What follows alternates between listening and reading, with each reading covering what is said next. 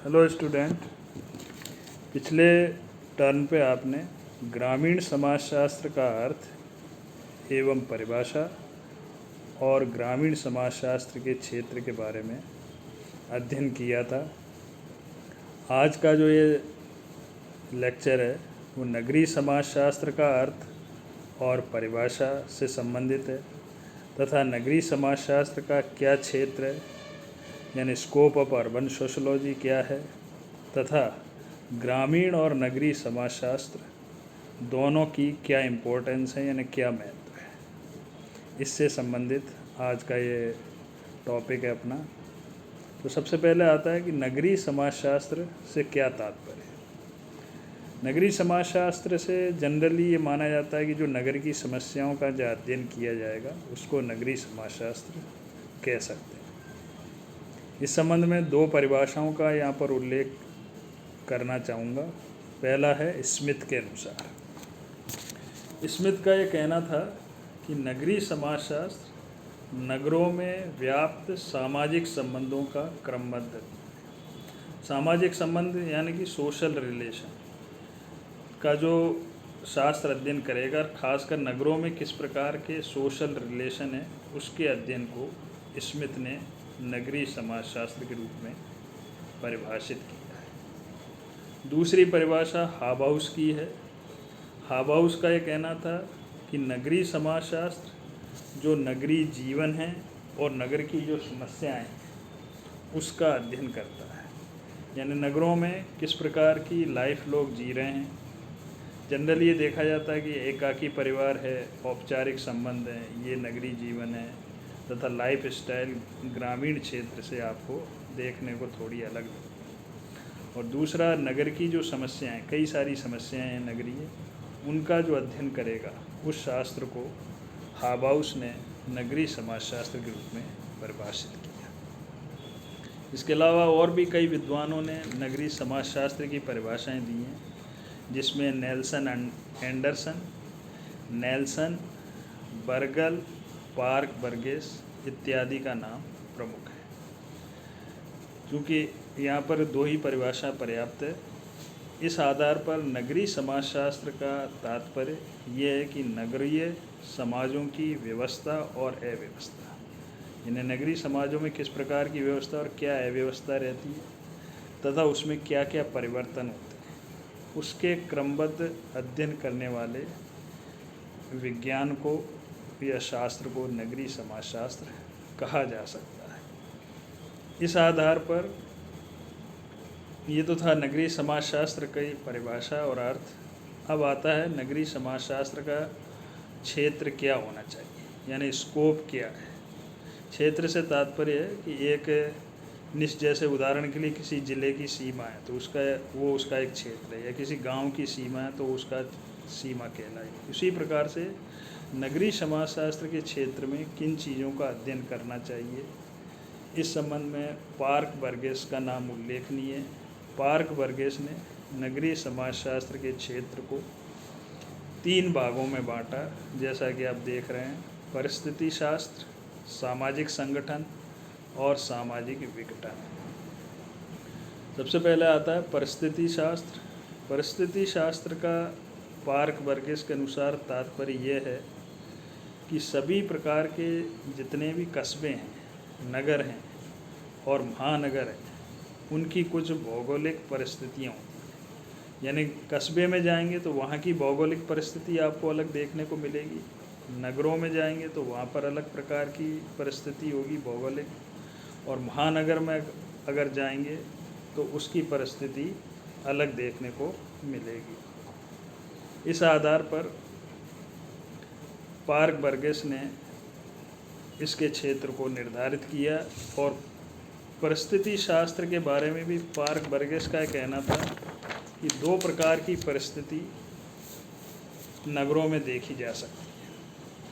पहला उनका यह कहना था मानव परिस्थिति शास्त्र। मानव परिस्थिति शास्त्र का मतलब है कि नगरों के मानवों पर यानी कि मनुष्यों पर भौगोलिक और प्राकृतिक कारकों का क्या प्रभाव पड़ता है। उसके क्षेत्र को बर्गेस ने नगरीय समाजशास्त्र के क्षेत्र के अंतर्गत शामिल किया। और दूसरा उन्होंने शामिल किया था सामाजिक परिस्थिति शास्त्र। सामाजिक परिस्थिति शास्त्र के अंतर्गत यानी कि नगरों के समाज की संरचना किस प्रकार की है और वहाँ पर कार्य करने का क्या तरीका है, तथा नगरों की भौगोलिक और प्राकृतिक परिस्थितियाँ किस प्रकार की हैं, उसके अध्ययन करने को नगरीय समाजशास्त्र के क्षेत्र के अंतर्गत सम्मिलित किया जाना चाहिए, ऐसा पार्क-बर्गेस का मानना था।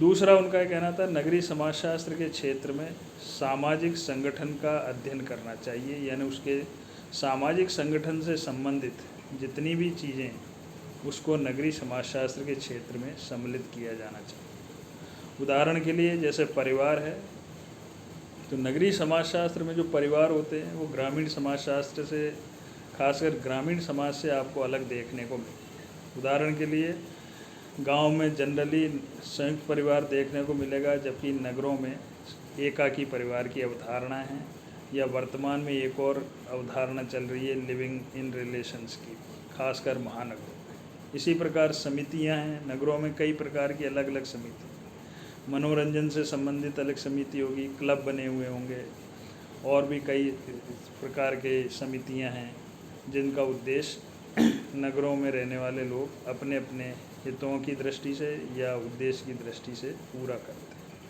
इसी प्रकार नगरों में कई सारी आर्थिक समिति देखने को मिलेगी और कई राजनीतिक समितियां भी देखने को मिलेगी। तो ये सामाजिक संगठन के विभिन्न स्वरूप हैं। पार्क-बर्गेस का ये मानना था कि इन सबको नगरीय समाजशास्त्र के अध्ययन क्षेत्र में सम्मिलित किया जाना चाहिए। तीसरा उनका ये कहना था कि नगरीय समाजशास्त्र के क्षेत्र में सामाजिक विघटन को भी सम्मिलित किया जाना चाहिए। अब सामाजिक विघटन के भी कई सारे क्षेत्र हैं, खासकर ग्रामीण समाज की तुलना में नगरीय समाज में कई प्रकार की विघटन की स्थितियां या कई प्रकार के विघटन के तत्व देखने को मिलेंगे। जैसे अपराध, गांव में अपराध की प्रकृति अलग है, जबकि नगरों में कई प्रकार के अपराध आपको अलग अलग प्रकार के देखने को मिल सकते हैं। लूटमार है, चोरी है, बैंक लूटना, इस प्रकार आजकल एटीएम को लूटते हैं, और भी कई प्रकार के अपराध होते हैं, मारपीट करना, ये सारे अपराध की श्रेणी में आएंगे।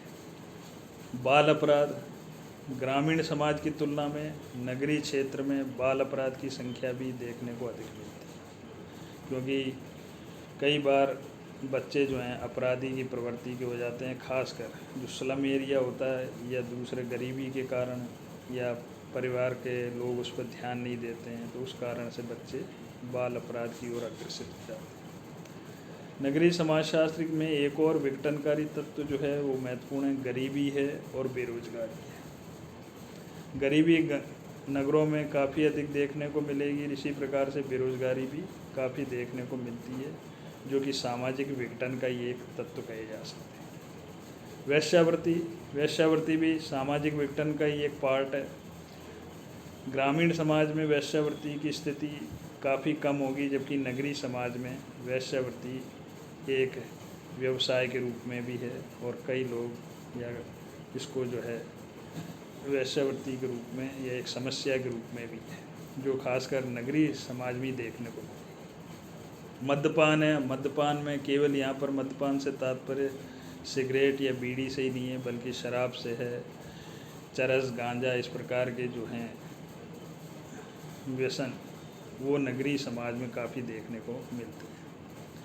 लैंगिक असमानता, ग्रामीण समाज की तुलना में नगरीय समाज में लैंगिक असमानता, खासकर ऑफिस में या जहाँ पर दोनों स्त्री और पुरुष कार्य कर रहे हैं, महिला और पुरुष जहाँ कार्य कर रहे हैं, वहाँ पर लैंगिक असमानता भी देखने को अधिक मिलती है। गंदी बस्तियाँ, ये भी नगरीय समाजशास्त्र का एक पार्ट है। ग्रामीण समाज में इतनी गंदी बस्तियाँ नहीं हुई जितनी कि नगरों में आपको गंदी बस्तियाँ देखने को मिलेगी, जिसे स्लम एरिया कहा जाता है। पर्यावरण प्रदूषण एक बहुत बड़ी समस्या है वर्तमान में, और ये खासकर नगरों में या महानगरों में विशेषकर देखने को मिलती है। और प्रदूषण के लिए इसीलिए जैसे दिल्ली का आपने सुना होगा कि दिल्ली में इसीलिए ऑड इवन को भी लागू किया गया है।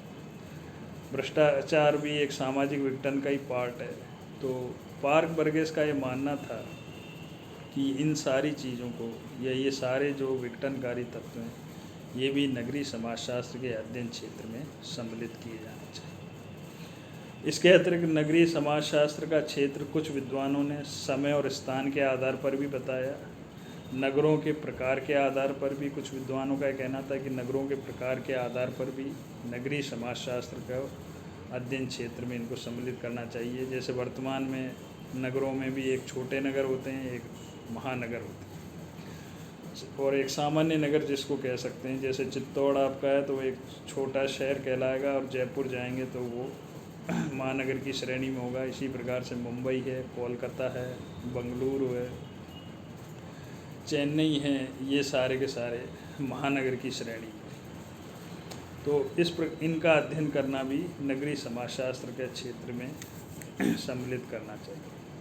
कुछ विद्वान ऐसे थे खासकर जिसमें बर्गल, मेयर, ग्रांट, एंडरसन, इनका ये मानना था कि नगरों का अध्ययन क्षेत्र केवल नगर ही होना चाहिए, यानी जहाँ पर केवल नगर हों उनका ही अध्ययन करना नगरीय समाजशास्त्र का क्षेत्र होना चाहिए। ये तो था नगरीय समाजशास्त्र का अर्थ और उसकी परिभाषा। अगला इसी से रिलेटेड आपका अगला टॉपिक है नगरीय और ग्रामीण समाजशास्त्र का क्या महत्व है। ये फर्स्ट यूनिट का फर्स्ट टॉपिक ही चल रहा है अभी। तो ग्रामीण और नगरीय समाजशास्त्र का अध्ययन क्यों जरूरी है, इस टॉपिक का तात्पर्य कि यानी कि ग्रामीण और नगरीय समाजशास्त्र का क्या सिग्निफिकेंस है, यानी इसका अध्ययन क्यों करना चाहिए। तो कई सारे इससे संबंधित तथ्य हैं। पहला तथ्य है कि समाजशास्त्री महत्व, क्योंकि ग्रामीण और नगरीय समाजशास्त्र दोनों ही एक तरह से समाजशास्त्र से जुड़े हुए हैं, इसलिए इनका समाजशास्त्रीय दृष्टिकोण से अत्यधिक महत्व है। और गांव और नगरों को अगर समझना है तो उसको समाजशास्त्रीय दृष्टि से ही समझना होगा। और ग्रामीण और नगरीय समाजशास्त्र के फलस्वरूप कई अवधारणाएं और सिद्धांत भी निर्मित हुए हैं या उत्पन्न हुए हैं। उदाहरण के लिए जैसे प्रभु जाति है, संस्कृतिकरण है, सार्वभौमिकीकरण है, लघु और बृहद परंपरा, ये ग्रामीण समाजशास्त्र में विशेषकर आपको देखने को मिलेंगे और ये सोशोलॉजी से रिलेटेड हैं। इसलिए प्रभु जाति यानी गांव में एक उच्च जाति जो डोमिनेंट करती है उसको प्रभु जाति कहा जाता है। संस्कृतिकरण, इसके बारे में डिटेल आगे से आएगा। संस्कृतिकरण की अवधारणा यहाँ पर इतना सा बताना होगा कि M.N. श्रीनिवास द्वारा दी गई थी। लघु और बृहद परंपरा, ये भी ग्रामीण समाजशास्त्र में देखने को मिलेगी। इनका अध्ययन यानी कि इनका अध्ययन करने की दृष्टि से, क्योंकि ये समाजशास्त्र से भी रिलेटेड हैं ये सारे पॉइंट, इसलिए ये कहा गया कि समाजशास्त्रीय महत्व की दृष्टि से ग्रामीण और नगरीय समाजशास्त्र, यानी जो समाजशास्त्र से संबंधित जो अवधारणाएं वो कुछ ग्रामीण और नगरीय समाजशास्त्र में भी मिलती हैं। अतः इनका अध्ययन करना अत्यंत आवश्यक है। दूसरा, ग्रामीण और नगरीय समाजशास्त्र का महत्व क्यों है, शैक्षणिक दृष्टि से भी महत्व।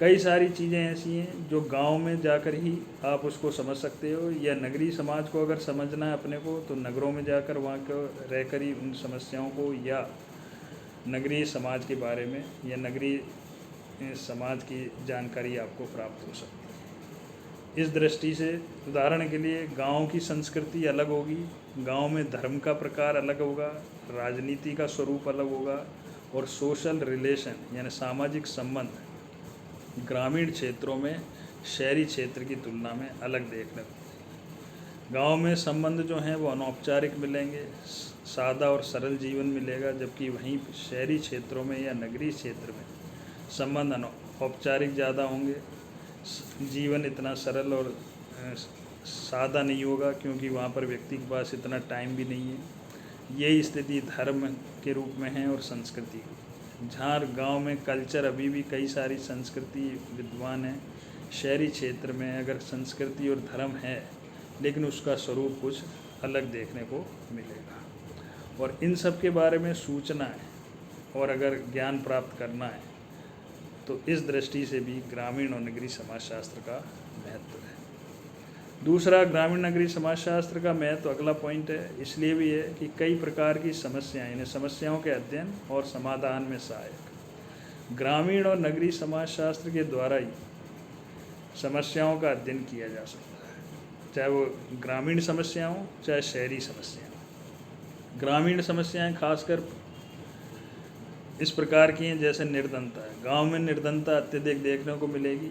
इसी प्रकार ऋणग्रस्तता अधिक देखने को मिलेगी। बेरोजगारी का स्वरूप अलग होगा।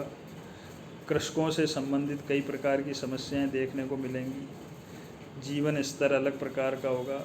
और एक और जो महत्वपूर्ण समस्या गांव में देखने को मिलती है वो स्वास्थ्य की समस्या है, तथा सामाजिक सांस्कृतिक विघटन भी गांव में देखने को कई बार मिलता है। खासकर जाति को लेकर संघर्ष या निम्न और अपर कास्ट को लेकर संघर्ष भी गांव में देखने को मिलता है। तो इनका अध्ययन करने में ग्रामीण समाजशास्त्र सहायक हो सकता है, इस दृष्टि से इसका महत्व है। यही बात नगरीय समस्याओं पर लागू होती है, जैसे कि अशिक्षा है, बीमारियां हैं, जाति संघर्ष कई बार नगरों में देखने को मिलेगा, आवास की समस्या देखने को मिलेगी, गंदी बस्तियां देखने को मिलेंगी, प्रदूषण की समस्या शहरों में देखने को मिलती हैं, और बेरोजगारी। ये सारी समस्याएं नगरों से संबंधित हैं, अतः इनका अध्ययन करने में नगरीय समाजशास्त्र सहायक हो सकता है। इस दृष्टि से ग्रामीण और नगरीय समाजशास्त्र का अत्यधिक महत्व। नेक्स्ट है कृषकों के लिए महत्व। ग्रामीण समाजशास्त्र का महत्व इस दृष्टि से भी है, अगर आपको कृषि से संबंधित या एग्रीकल्चर से संबंधित कोई भी जानकारी प्राप्त करनी है तो उसके लिए गाँव का अध्ययन करना आवश्यक है। खासकर गांव से संबंधित सरकार ने जैसे अभी कई प्रकार की योजनाएं चला रखी, नरेगा जैसे चला कृषि से संबंधित फसल बीमा योजना है, किसान क्रेडिट कार्ड है, ये सारी ऐसी कई सारी योजनाएं चला रखी। ऑर्गेनिक खेती के बारे में काफ़ी प्रचार प्रसार किया जा रहा है। किसानों को कई प्रकार की सब्सिडी दी जा रही है, खाद दी जाती है, नई टेक्नोलॉजी एग्रीकल्चर में क्या आ गई है, क्या क्या नवाचार हो रहे हैं, इन सब का अध्ययन करने की दृष्टि से भी ग्रामीण समाजशास्त्र का अत्यधिक महत्व है। नेक्स्ट आता है अपरिहार्य और पथ प्रदर्शक। ग्रामीण और नगरीय समाजशास्त्र का महत्व इस दृष्टि से भी है कि ग्रामीण और नगरीय विकास की योजनाओं, समाज सुधारक से संबंधित जो भी चीज़ें हैं और पुनर्निर्माण आदि के रूप में ग्रामीण नगरीय समाजशास्त्र जो है अपना पथ प्रदर्शक यानी कि मार्गदर्शक के रूप में कार्य करता है। अगला नेक्स्ट पॉइंट है व्यवसायिक महत्व।